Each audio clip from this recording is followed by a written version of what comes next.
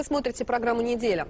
На неделе разразился очередной громкий скандал на ниве искусства. Обвинители на процессе по делу организаторов выставки «Запретное искусство» потребовали приговорить Юрия Самодурова и Андрея Ерофеева к заключению в колонии на 3 года. Организаторы выставки даже могут оказаться за решеткой. И речь идет уже не о единичном случае, а о тенденции. На днях еще одну художницу обвинили разом и в богохульстве, и в русофобии, и все из-за ее картин. Арт-обстрел. Роман Супер выяснял, почему профессия художника в России стала опасной. Здесь голову наклонять, а то это можете удариться. Каждую пятницу московские хоругвеносцы встречаются в своей штаб-квартире. Приглушенный свет, образа и кольчуги. Очень похоже на катакомбную церковь. Здесь даже иконы воинственные. Десантник Евгений Родионов принял мученическую смерть в Чечне. Здесь его почитают святым. Рядом висит Иван Грозный. Он тоже безусловный кумир. Я рассматриваю Иоанна Грозного в историческом контексте как современного русского цензора, которого нам не хватает в искусстве. Через дорогу на Берсеневке известная в узких кругах церквушка. В Москве ее называют самой радикальной из православных. Прихожане, которые год борются с мобильными телефонами, номером ИНН и даже с электричеством. Во дворике открывается прекрасный вид на храм Христа Спасителя. В этом самом дворике почти 15 лет назад и началась война современной России, религии с искусством. И напуганная художница Лена Хейдиз. Мне звонили по телефону и писали по электронные письма, что мне нужно убить, четвертовать, там, жидовка, грязь. Вместо обоев черепа собственного производства. На полу самодельные головы ее любимого персонажа – Химеры Загадочной Русской Души. Они же и на стенах. Это стереотип сознания о том, что массовый человек думает, когда говорит о загадочной русской душе. Это обязательно топор, Достоевский, спутник, водка, гармошка, шапка-ушанка, все такое. Ну, как бы обычные вещи. Загадочный русский народ, представившийся православным боевым крылом, за эту работу засыпал Лену угрозами и оскорблениями. Я в очень неприглядном виде изобразила якобы русскую душу. На самом деле я изобразила химеру загадочной русской души, но уж никак не русскую душу. Сейчас русские националисты пытаются возбудить против нее уголовное дело. Первая встреча с прокурором уже состоялась. Хоругвеносцы работы Лены Хейдиз поставили в один ряд с большими художниками. В смысле, посчитали бездарными. Мы здесь сжигали Дана Брауна, Розинского, мы здесь сжигали Соловьева, когда он написал Евангелие от Соловьева. Мы многих здесь сжигали, и вот это тоже сожжем. Сжечь все-таки не получилось. Ветрено, да и бумага плотная. Пришлось разорвать.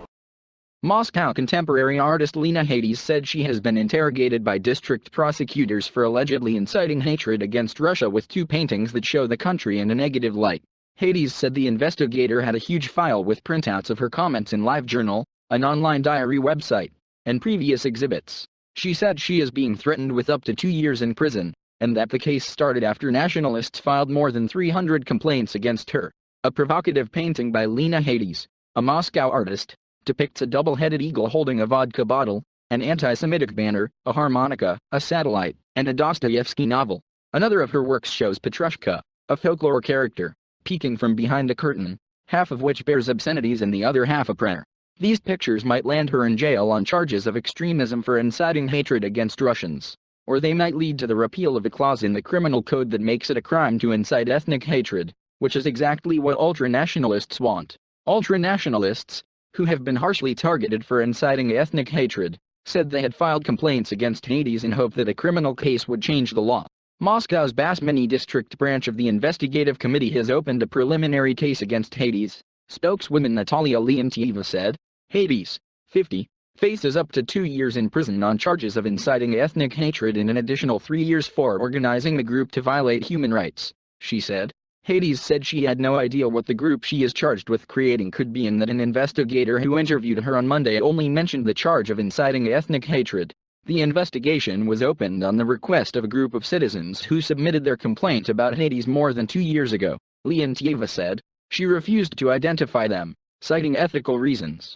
In July 2008, Basmany investigators held a preliminary inquiry into the complaint and refused to open a criminal case. But in May, Moscow city investigators ordered a new preliminary examination of the complaint. Leontieva said. She did not explain what prompted the reopening. Hades has posted images of her paintings, including Chimera of the mysterious Russian soul with a double-headed eagle and Our Russia with the obscenity string curtain, on her LiveJournal blog. Hades told the Moscow Times that her artwork aimed to depict the inconsistencies of the mysterious Russian soul. Only a Russian can pray and curse simultaneously, Hades said. A Russian is a saint and a sinner all at once. Hades said her paintings were partly self-criticism because she was half Russian. She said she was born in the Kemerovo region and also has Jewish, Gypsy and Tatar roots. Hades said ultranationalist individuals and groups filed some 300 complaints against her back in 2008 and linked the investigation to a campaign against her that was started in the blogosphere by ultranationalists hoping to use her case to push the public into rallying against Article 282 of the Criminal Code on inciting ethnic hatred, which is often used against ultranationalists. She said the campaign was started by Natalia Kolmogorova, executive director of the ultranationalist Russian public movement, and Anastasia Ivanova, a writer for DPNI.org, the website of the similarly ultranationalist movement against illegal immigration. Kolmogorova confirmed by telephone Sunday that ultranationalists have actively discussed the idea of using Hades' art as a pretext to launch a campaign against Article 282. Ivanova said the campaign aimed to fight the discriminative approach when they jail anti-Semites and ultranationalists, but do not jail Russophobes. Ivanova said she could not remember who came up with the idea to target Hades, saying it was born as a spontaneous process on the LiveJournal and supported by many people at once. Hades said she got very scared when an investigator, Olga Tatarinova, called her last week and asked her to come in for an interview Monday. Tatarinova said she personally found the paintings offensive, Hades said. Tatarinova could not be reached for comment Friday or Monday. Hades said she wrote an explanation about the meaning of her paintings during Monday's interview. The skin of Lena Hades will be made into a sacred banner under which the revolutionary masses are banishing the foul regime of St. Petersburg KGB men into history's basement. Read a recent comment on Hades' blog. Amen. For our freedom and yours. So to say. Ivanova responded on her own blog. Citing a famous patriotic, Lena Hades wrote of the painting Chimera of the mysterious Russian soul in Huffington Post. Chimera of the mysterious Russian soul. I created the oil painting Chimera of the mysterious Russian soul in 1997, 19 years ago. I tried to decrypt the mysterious Russian soul. Its dichotomy dominates the discourse on Russian identity. The dichotomy between East and West, Europe and Asia, holiness and sin. In today's Russia, the dichotomy holiness and sin is of topical interest. More than half of the Russians approve the role of the Orthodox Church in state politics. Throughout history, the idea of a Russian soul has been incorporated into Russian philosophy and literature. So the painting depicts a monster of Russian soul holding in hand some toys. An axe, a bottle of vodka, a Dostoevsky novel, a satellite, Sputnik in Russian, an accordion, garmoshka, and an anti-Semitic banneret.